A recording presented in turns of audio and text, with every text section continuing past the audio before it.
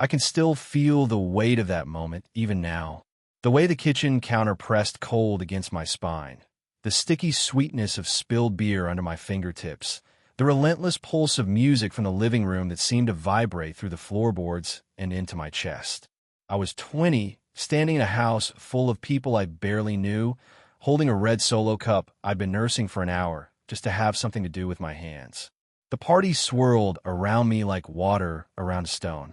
Conversations rose and fell in waves, punctuated by bursts of laughter that felt too bright, too forced. I watched it all from my corner by the sink, feeling invisible and exposed at the same time. This was never my scene.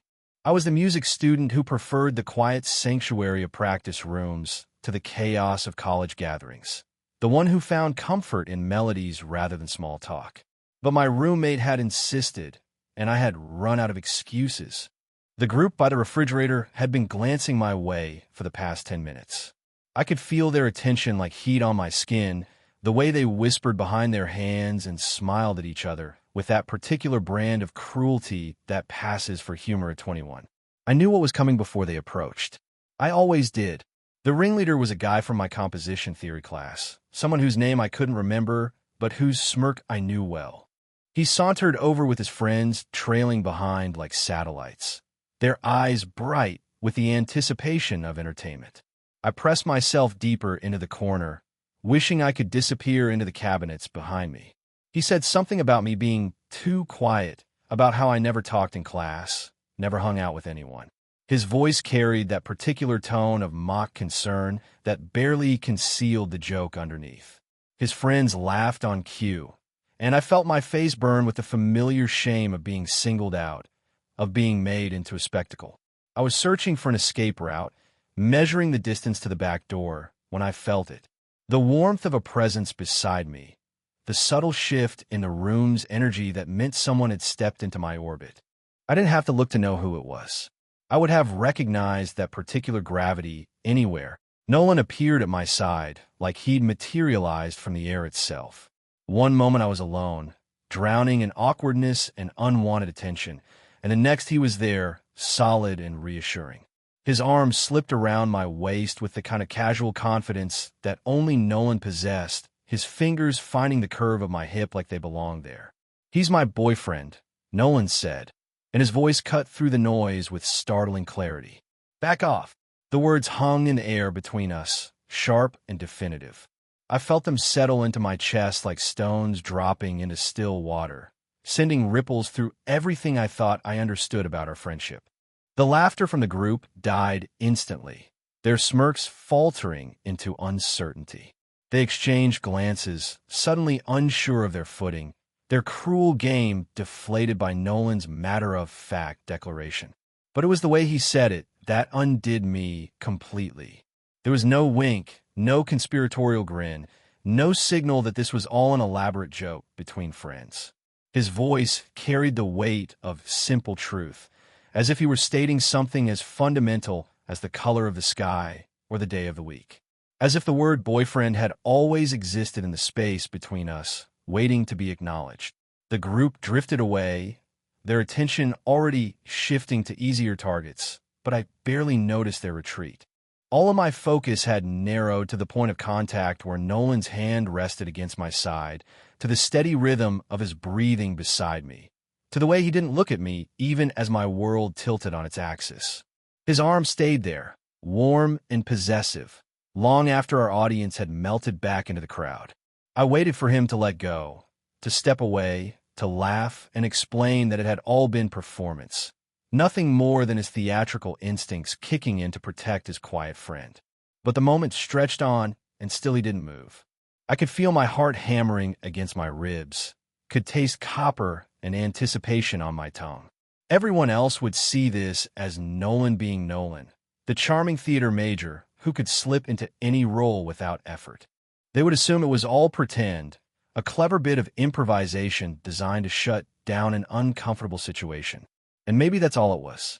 Maybe I was reading meaning into a gesture that meant nothing more than friendship. But standing there in that crowded kitchen, with Nolan's arm anchoring me to something solid and real, it felt like more. It felt like a door opening onto a room I'd never dared to enter, like a secret being shared without words. For months, maybe years, I'd been carrying feelings for him that I'd never named, never acknowledged, never allowed myself to examine too closely. They lived in the spaces between our late-night conversations, in the way my pulse quickened when he walked into a room, in the careful distance I maintained to keep from wanting too much. But now, with his fingers pressing gentle pressure against my hip and his presence surrounding me like a shield, those feelings rushed to the surface with startling intensity. Every buried glance, every swallowed word, every moment I'd force myself to look away when he wasn't watching, it all crystallized into this single, overwhelming truth. I was in love with my best friend, and he had just called me his boyfriend in front of a room full of people. The party continued around us, the music pulsing, conversations flowing, but I felt suspended outside of it all. Time seemed to move differently in the bubble of space we occupied, as if the ordinary rules of physics didn't apply. Nolan finally turned to look at me, and I braced myself for the explanation, the gentle letdown, the return to the safe boundaries of our friendship. Instead, his eyes held mine with an intensity I'd never seen before, dark and searching and absolutely serious. There was no hint of performance in his expression, no trace of the easy charm he wore like armor in social situations. This was the Nolan I knew from our quiet moments together, the one who snuck into my dorm room at 2 in the morning to talk about fears he wouldn't voice to anyone else, the one who let his guard down only when we were alone. But we weren't alone now. We were surrounded by dozens of people, any of whom might be watching, might be listening, might be drawing their own conclusions about what they just witnessed. The rational part of my mind knew I should step away, should create distance, should treat this as the casual gesture of friendship it probably was. But my body refused to cooperate, refused to break the spell of his touch. Something had shifted between us in those few seconds, something that couldn't be taken back or explained away. The word boyfriend hung in the air like a promise, like a question, like a truth that neither of us had been brave enough to speak until now. And as I stood there, pressed against the kitchen counter with Nolan's arm around my waist and the whole world spinning around us, I realized that everything I thought I knew about our friendship had just been rewritten in a single, devastating moment. I didn't know what came next. I didn't know if this was real or performance, protection or revelation. All I knew was that for the first time in my life, I felt like I belonged exactly where I was, in the circle of Nolan's arm, in the space between pretending and being, in the dangerous territory of wanting something I never allowed myself to name. To understand why that moment in the kitchen broke something open inside me, you have to understand who Nolan was, who I was, and how improbable our friendship had always been. I was the kind of person who lived in margins. Not by choice exactly, but by nature. While other students filled lecture halls with their voices, I occupied the back corners with my notebooks and my silence. I spoke in melodies rather than words, found my truths in the spaces between notes rather than in conversation. The practice rooms in the music building became my sanctuary, those small soundproof boxes where I could exist without explanation, where my fingers could say everything my voice couldn't. Music made sense to me in ways that people often didn't. There were rules in composition, structures you could follow, progressions that led somewhere meaningful. You could build something beautiful from nothing, layer by layer, until you had created something that spoke directly to the human heart. It was pure in a way that social interaction never felt, honest in a way that left me constantly fumbling for words in real life. My professors knew me as dedicated, technically proficient, someone who turned in assignments that were correct but rarely inspired. I was competent at theory, could analyze a Bach invention or explain the circle of fifths without hesitation, but I lacked the spark that separated good students from great ones. I knew this about myself, accepted it as a limitation I would have to work around rather than overcome. Nolan, on the other hand, was everything I wasn't and couldn't imagine being. He was a theater major who seemed to have been born understanding that life itself was a performance, and that the key to happiness was knowing which role to play in any given moment. He moved through campus like he owned it, collecting friends and admirers with the same unconscious ease that I collected sheet music in solitude. When he walked into a room, conversations shifted in his direction like flowers turning toward sunlight. He had that particular magnetism that some people carry effortlessly, the ability to make everyone around him feel more interesting, more alive, simply by virtue of his attention.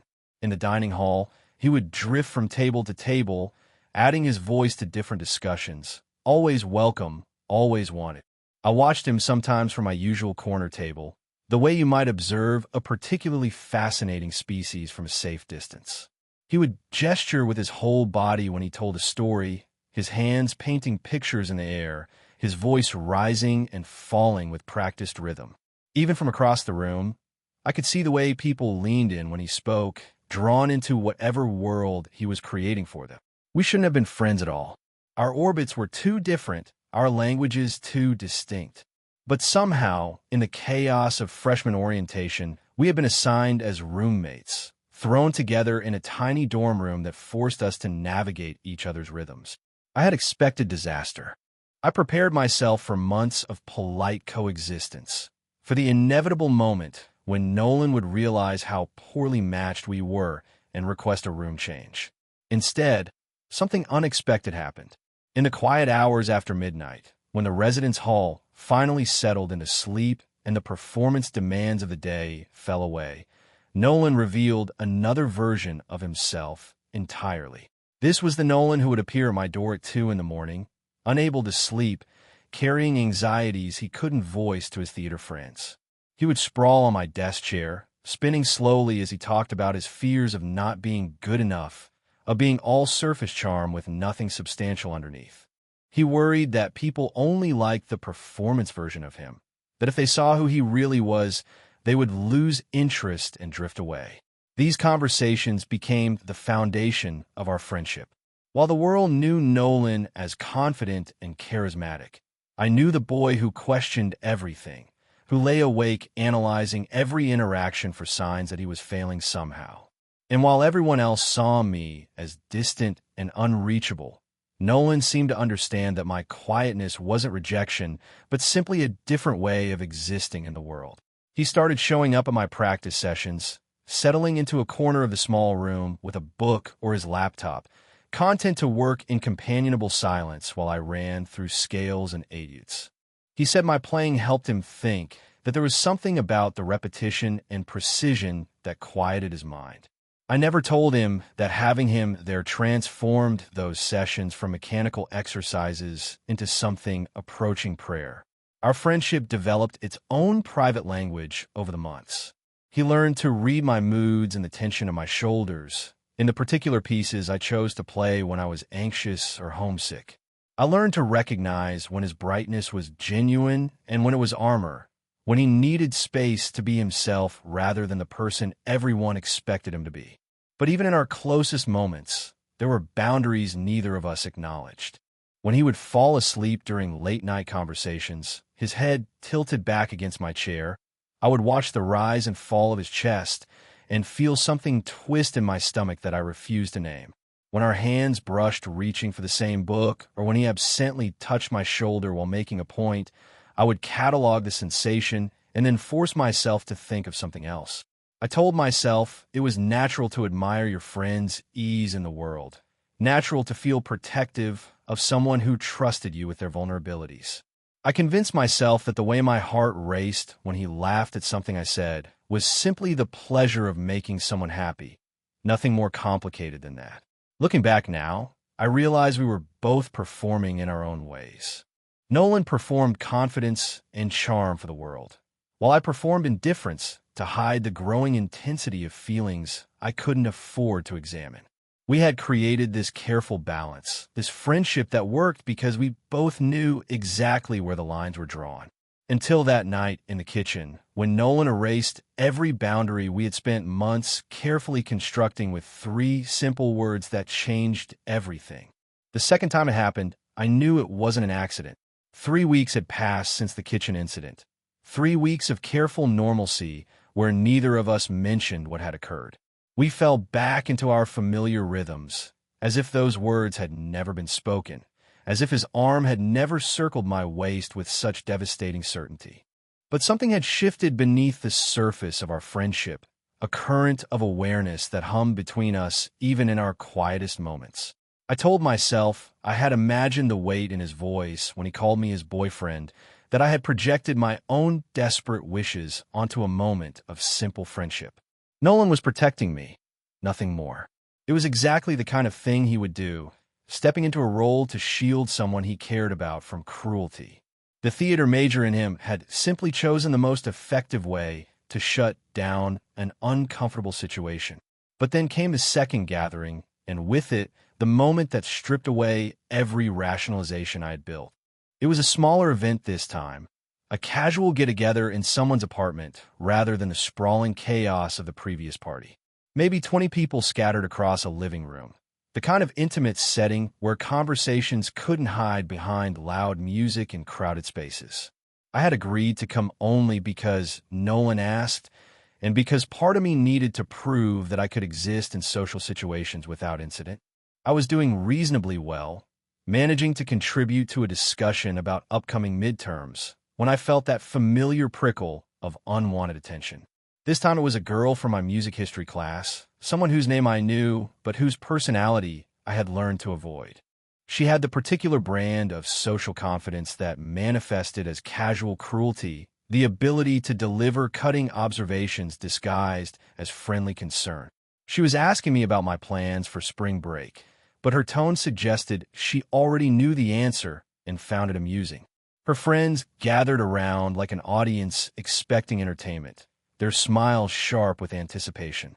I could feel the familiar heat rising in my cheeks, the crushing weight of being singled out for sport. Then, just as before, Nolan appeared. But this time, I was watching for it. This time, I saw the moment he assessed the situation, saw the calculation in his eyes as he chose his response. There was no hesitation, no pause to consider alternatives. He simply stepped into the space beside me and delivered the line with the same casual certainty he might use to comment on the weather. "He's taken. He's with me." The words hit me like a physical force, stealing the breath from my lungs. I waited for the telltale signs of performance, the subtle wink or grin that would signal this was all elaborate theater. But Nolan's expression remained perfectly neutral, perfectly serious, as if he were stating an established fact rather than weaving fiction. The girl's interest deflated instantly, her attention shifting to safer targets, but I barely registered her retreat. All of my focus had narrowed to Nolan, to the way he moved closer without seeming to think about it, to how his hand found the small of my back with casual possessiveness. This wasn't protection anymore. This was something else entirely. In the days that followed, the pretense began to bleed into our daily interactions in ways that left me constantly off balance.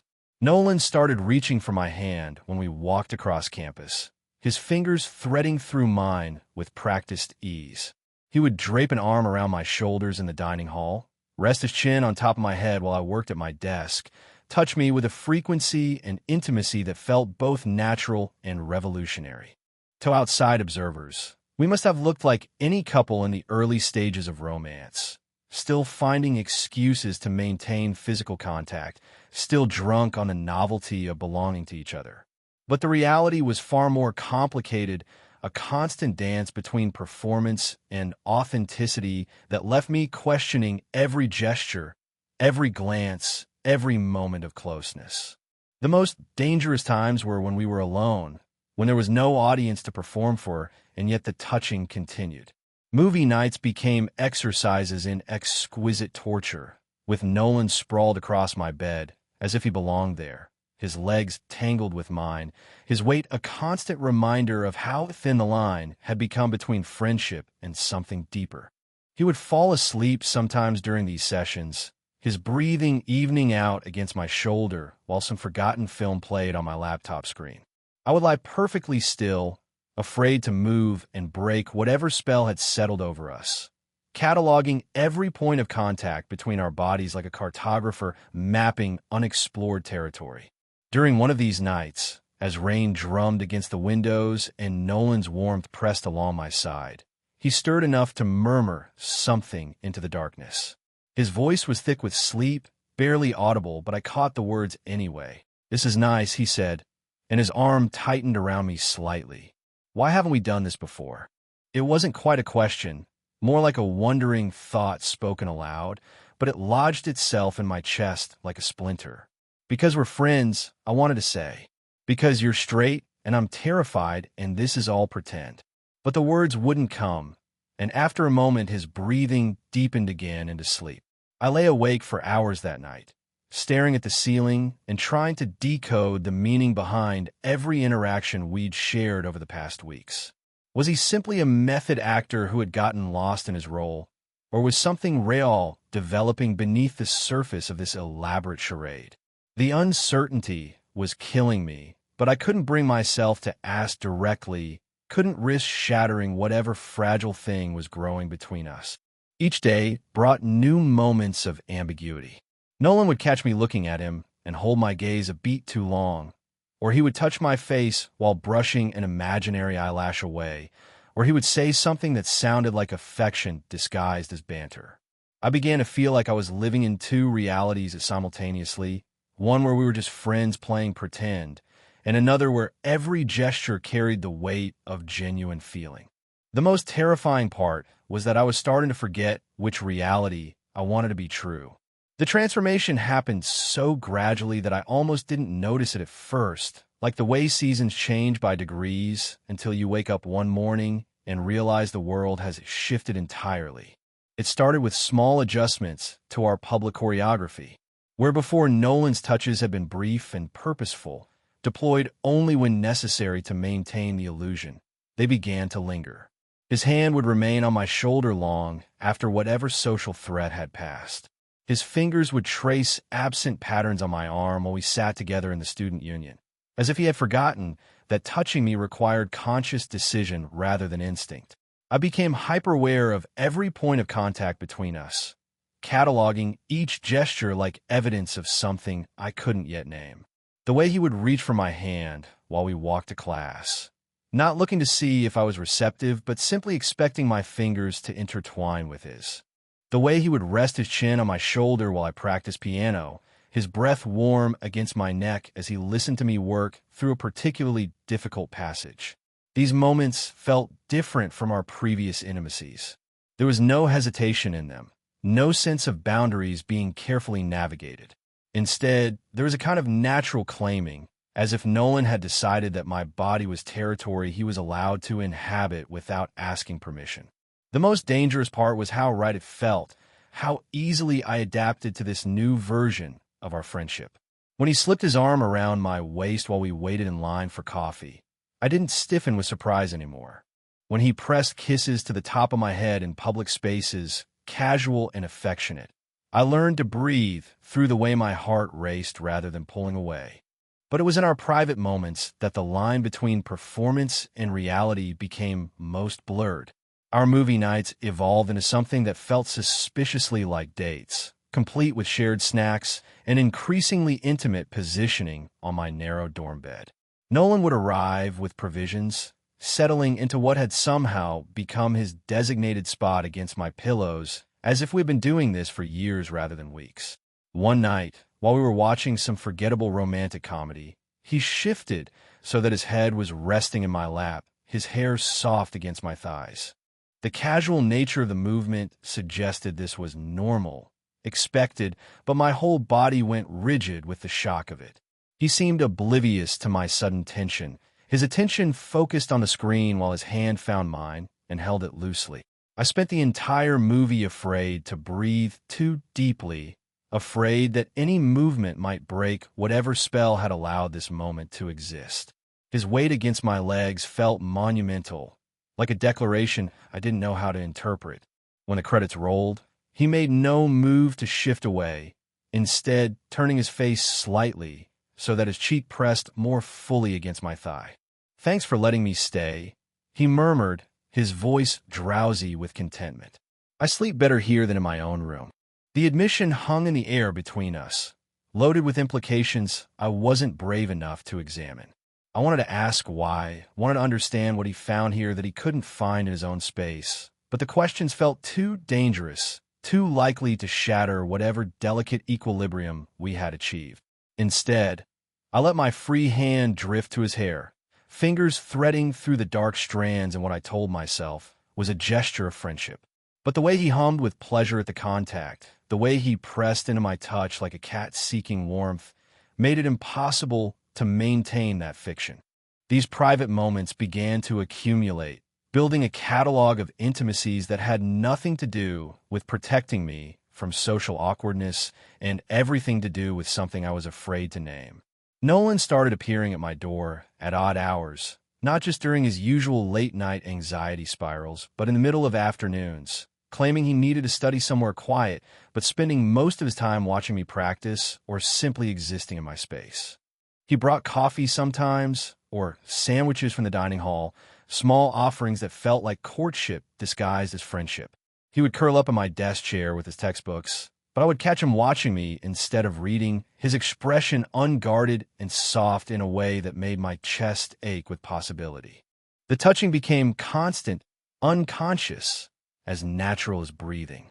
His hand on my back as he passed behind me, his fingers brushing mine when he handed me something. The way he would reach out to straighten my shirt or smooth my hair, small gestures of care that felt intensely intimate despite their simplicity. But perhaps the most telling change was in the way he spoke to me when we were alone. The casual endearments that had started as part of our public performance began appearing in our private conversations. He would call me sweetheart while asking if I wanted tea, or beautiful when he thought I wasn't paying attention, the words slipping out with such naturalness that I wondered if he even realized he was saying them. I found myself living in a constant state of hypervigilance, analyzing every word and gesture for signs of what was real versus what was performance. The uncertainty was exhausting, but it was also intoxicating, this sense that something momentous was building between us, even if neither of us was willing to acknowledge it directly. Late one night, as I lay listening to him breathe beside me after another evening of carefully maintained ambiguity, I realized that I had stopped caring whether this was real or pretend. The distinction had become meaningless in the face of how completely he had woven himself into the fabric of my daily existence. Whatever this was, whatever we were becoming, I was already too deep to find my way back to the safety of simple friendship. The only question remaining was whether Nolan was drowning alongside me, or if I was the only one who had forgotten how to breathe. The revelation came on a Thursday night in November, when the campus was draped in that particular kind of autumn darkness that makes everything feel suspended between seasons, between certainties. We had been to another theater department gathering, one of those mandatory social events that Nolan navigated with his usual effortless charm while I counted the minutes until we could leave. By now, our routine was well established. He would include me in conversations with the casual confidence of someone introducing his boyfriend, his hand finding the small of my back or my shoulder with practiced ease. I had learned to smile at the right moments, to nod along with discussions about productions I didn't understand, to exist in his orbit without disrupting the carefully constructed performance we had been maintaining for months. But tonight felt different from the moment we left the party. Nolan was quieter than usual, his typical post-social energy subdued. He had been drinking, not heavily but enough that his usual sharp edges were softened, his careful control loosened by just a degree or two. As we walked across campus, he swayed slightly, not from intoxication, but from something that looked almost like uncertainty. The November air was sharp enough to cut, and I watched our breath form cloud between us as we made our way down the tree-lined path toward the dormitories. The bare branches overhead created a canopy of shadows, and the few remaining leaves crunched under our feet with a sound like whispered secrets. We were halfway to his building when he stopped abruptly under a streetlight, the yellow glow casting harsh angles across his face. For a moment, he just stood there, staring at something I couldn't see, his hands buried deep in his coat pockets. "I think I'm losing myself," he said finally, his voice so quiet I almost missed it. The words hung in the cold air between us, heavier than the frost beginning to form on the grass around our feet. I waited for him to elaborate, but he seemed to be struggling with something internal, some battle I could only glimpse the edges of. Then he turned to look at me directly, and I saw something in his expression that I had never seen before. Vulnerability, yes, but deeper than that. Fear. Real, honest fear that stripped away every layer of performance he usually wore like armor. Isaiah, he said, and my name sounded different in his mouth, weighted with intention. I need to tell you something. My heart began to hammer against my ribs, a rhythm so loud I was sure he could hear it in the stillness of the night. This was the moment I had been both craving and dreading for months. The conversation that would either validate everything I had been feeling or destroy the careful equilibrium we had built together. He took a step closer, close enough that I could see the gold flecks in his eyes, could smell the faint trace of cologne and something uniquely him that I had memorized without meaning to. When he reached for my hand, there was none of his usual casual confidence.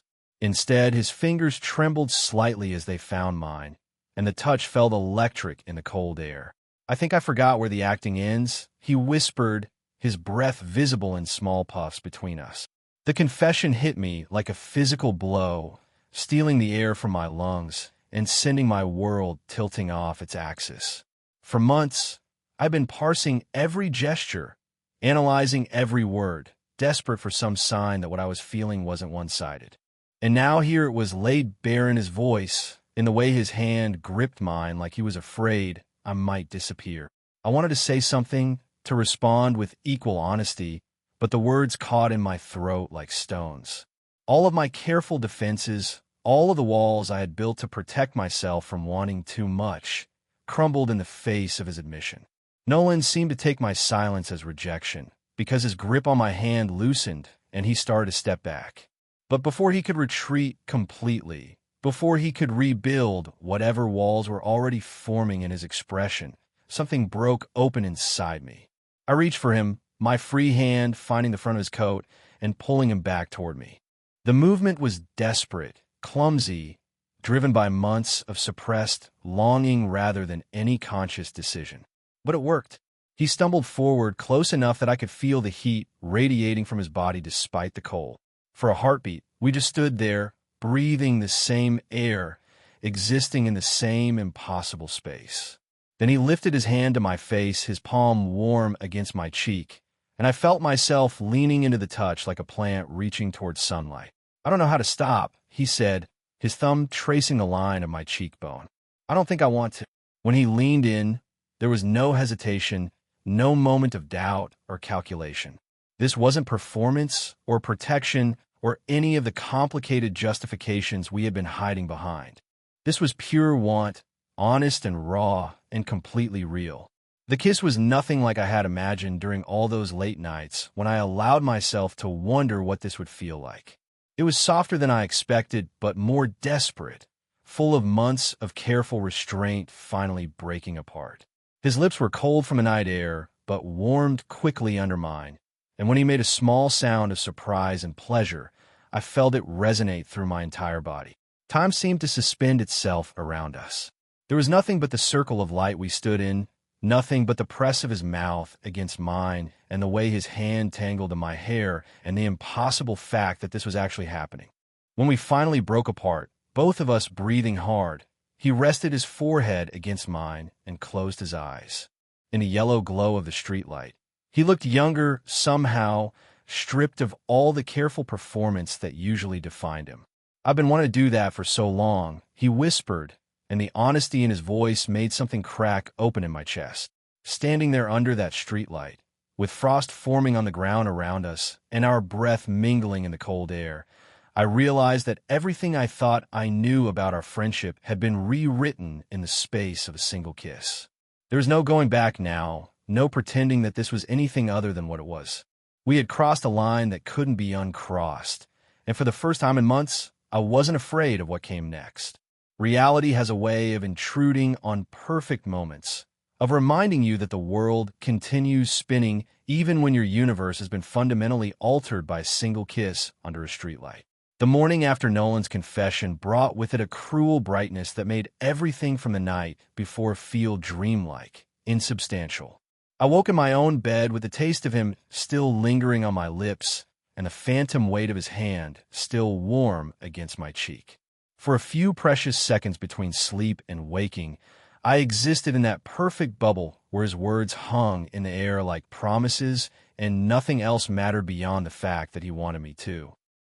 Then consciousness fully returned, and with it came the crushing weight of what we had done, what it meant, and how impossible it would be to navigate in the harsh light of day.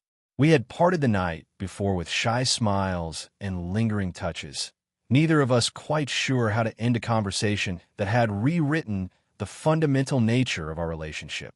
He had walked me to my door with his hand in mine, pressed another soft kiss to my forehead before disappearing into his own room, leaving me to lie awake for hours cataloging every word, every sensation, every perfect detail of the evening. But morning brought complications I hadn't considered in the glow of newfound honesty. What did this mean for us going forward? Were we dating now, officially? How do we transition from months of careful pretense to whatever authentic thing was growing between us? The questions multiplied through my first few classes, a constant undercurrent of anxiety beneath every lecture and discussion. When I finally saw Nolan in the dining hall at lunch, my heart performed an embarrassing gymnastics routine in my chest, but his smile was so warm, so genuinely happy to see me, that some of my fears dissolved. He slid into the seat across from me with easy familiarity, reaching across the table to steal a fry from my plate in a gesture that was both completely normal and entirely transformed by what had passed between us. His fingers brushed mine as he pulled back, and the simple contact sent electricity up my arm. "Hi," he said, and the single word carried so much weight, so much unspoken acknowledgement of what had shifted between us. "Hi yourself," I managed, and his grin widened into something brilliant and private and meant just for me. For a few precious days, it felt like we had found our footing. Our public dynamic remained largely unchanged, the casual touches and fond looks now carrying the additional weight of truth rather than performance. But privately, in the stolen moments between classes and during our evening rituals, something deeper was flowering. He started staying over more frequently, though he maintained the careful fiction that it was about studying or convenience rather than the simple fact that we couldn't bear to be apart. We would lie in my narrow bed talking in whispers, his arm around me, my head on his chest, learning the new geography of intimacy that went beyond mere friendship. But the honeymoon phase couldn't last forever, and the cracks began to show within a week. It started with sideways glances in the hallways, conversations that stopped when we approached, the particular kind of attention that suggested we had become the subject of speculation. At first, I told myself I was being paranoid, that the heightened awareness of our secret was making me see threats where none existed. Then Sarah Chun from my music theory class cornered me after our Thursday seminar with a knowing smile and far too many questions about my relationship with Nolan. How long had we been together? She wanted to know. Were we living together yet? Wasn't it sweet how he was always touching me, always looking at me like I was the only person in the room? The questions felt like accusations, and I stumbled through responses that satisfied neither of us. When I told Nolan about the encounter later, I watched something flicker across his expression, a shadow of the fear I recognized from his late-night confessions about being found wanting. "People are talking," I said unnecessarily. "Let them talk," he replied, but there was a brittle edge to his voice that hadn't been there before. The scrutiny intensified over the following days. Friends of friends started making jokes about our relationship, teasing observations about how domestic we had become, how obvious it was that we were crazy about each other. Each comment felt like a weight added to an already precarious balance, pushing us towards some inevitable collapse. The breaking point came on a Tuesday evening after Nolan's rehearsal. I was waiting for him outside the theater building, scrolling through my phone to avoid the curious looks from his castmates as they filtered out. When he finally emerged, there was tension in his shoulders that I hadn't seen since those early days of our friendship. We walked in silence toward the dorms, The November cold sharper now, more bitter than it had been on the night of our first kiss. Halfway across campus, he stopped abruptly and turned to face me, his expression stormy with something I couldn't immediately identify. "They're all watching us," he said, and there was an edge of panic in his voice.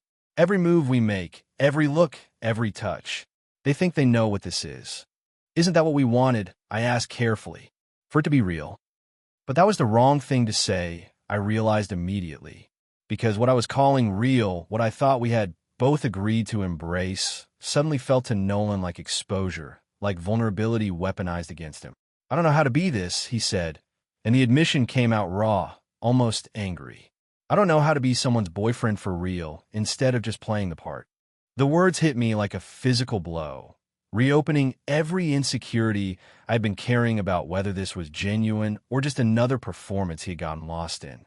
All of my careful hope crumbled in the face of his uncertainty, leaving me exposed and aching. "You seemed to know the other night," I said, and I couldn't keep the hurt from bleeding into my voice.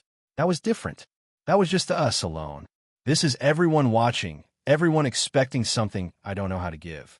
The fight that followed was our first real one, months of careful politeness finally cracking under the pressure of too much change too quickly. I accused him of playing with my feelings, of treating my heart like a prop in whatever drama he was working through. He shouted back that he didn't know how to stop performing, how to separate what was real from what was habit. We stood there in the middle of campus, voices raised, drawing exactly the kind of attention he was so afraid of, saying things we couldn't take back. When he finally grabbed my hand and pulled me toward a more private corner, his touch was desperate rather than gentle. "I don't want to stop pretending," he said, his voice breaking on the last word. "Not with you, but I don't know how to do anything else."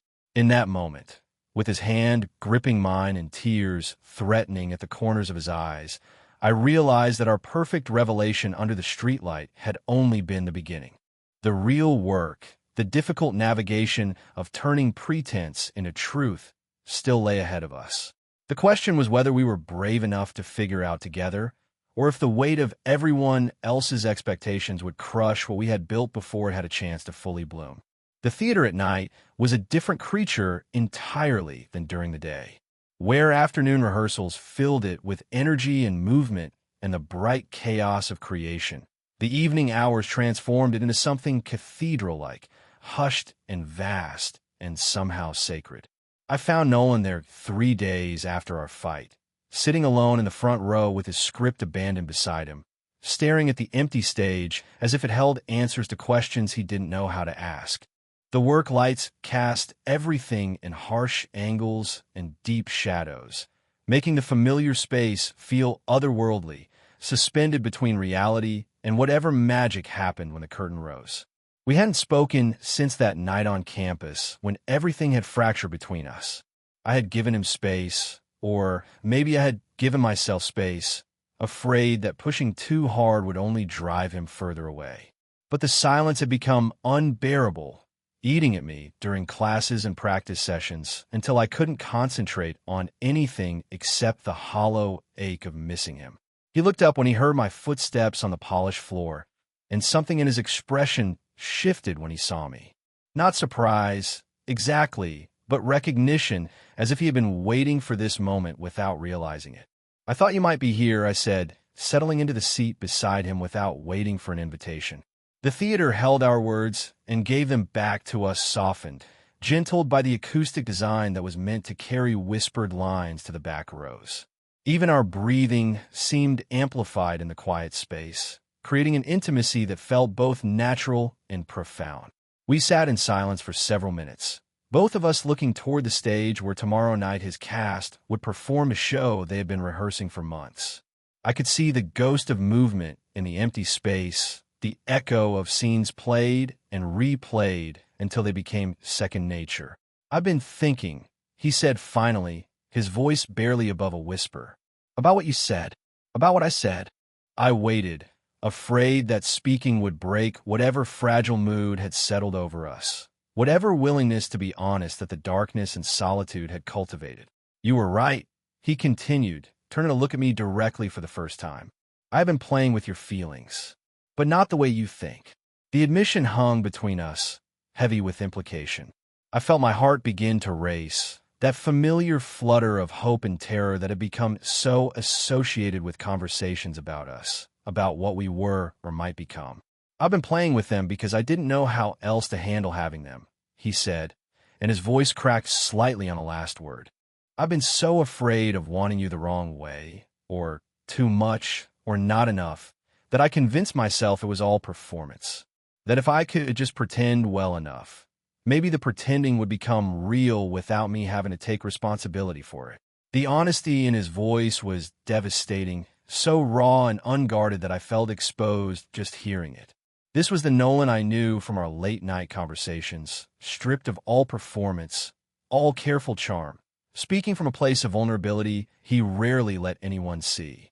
But it was already real, he whispered, reaching for my hand in the darkness between our seats. "It was real the first time I called you my boyfriend.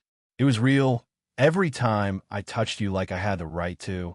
It was real when I kissed you under that streetlight. And it's been real every moment since, even when I was too scared to admit it."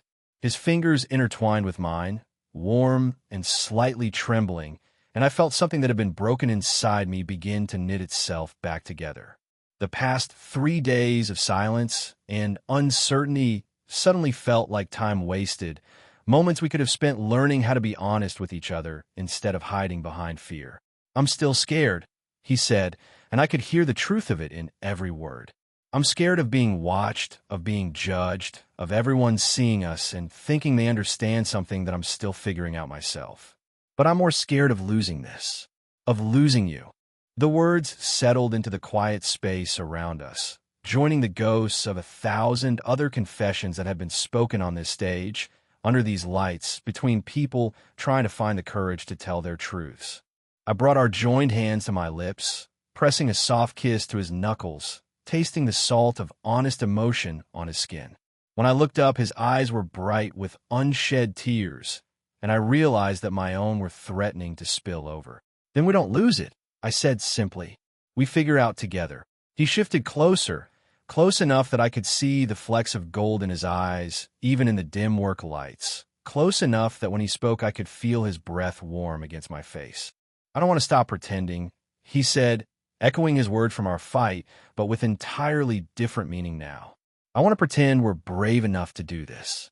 I want to pretend we know what we're doing.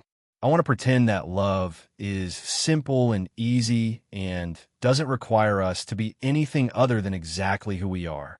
The word love hung in the air between us, spoken so quietly I might have imagined it, but carrying such weight that I felt it settle into my chest like a physical thing. When he kissed me this time, it was different from that first desperate meeting under the streetlight. This was slower, more deliberate, a conversation rather than a confession.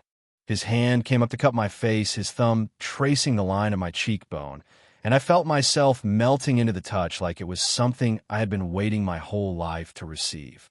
Around us, the theater held its breath, the empty seats bearing witness to this moment of choosing each other despite our fears, despite the uncertainty, despite all the reasons it would be easier to walk away. When we finally broke apart, he rested his forehead against mine, his eyes closed, his breathing uneven. "So what happens now?" I asked, and he smiled, the first genuine, unguarded smile I'd seen from him in days. "Now we stop pretending to pretend," he said. "Now we just be."